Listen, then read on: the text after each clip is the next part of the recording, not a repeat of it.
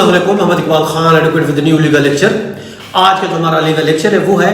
Amendment of pleading. Pleading में हम pleading की किस तरीके से हम अमेंडमेंट कर सकते हैं। देखिए, ये अमेंडमेंट अगर हमने केस फाइल किया है प्लीडिंग में अमेंडमेंट में किसी भी वक्त, कानून ये कहता है हम किसी भी वक्त इसमें अमेंडमेंट की जा सकती है। अब इसके रेलिवेंट अगर प्रोविजन की बात करते हैं, उसके लिए ऑर्डर 6 है रूल 17 सीपीसी का, और ऑर्डर 7 है इसके अलावा अंडर ऑर्डर 6 है रूल 16 भी है सीपीसी का, और अंडर 7 है रूल 11 है सीपीसी का, और इसके अलावा ऑर्डर 1 है रूल 10 है सीपीसी का। ये इससे रिलेटेड सेक्शन है। अब जहां अगर हम बात करते हैं डब्ल्यूएस में भी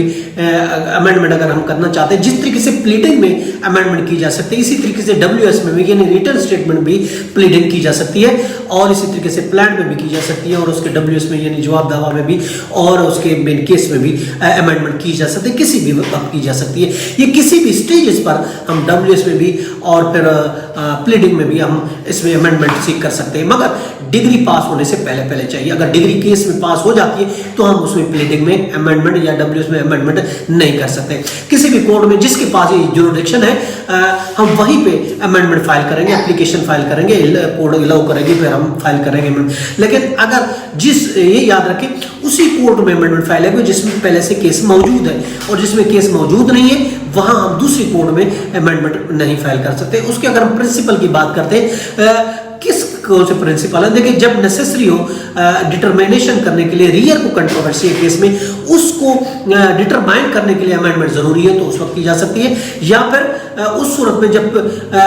जो कि दूसरी पार्टी के जो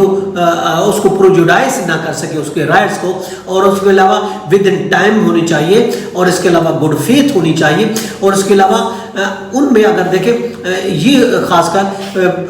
प्रोजुडाइज ना कर सकते, दूसरी पार्टी को किसी और को प्रोजुडाइज नहीं कर सकते, और इसके अलावा एक फॉर्मर किस्म की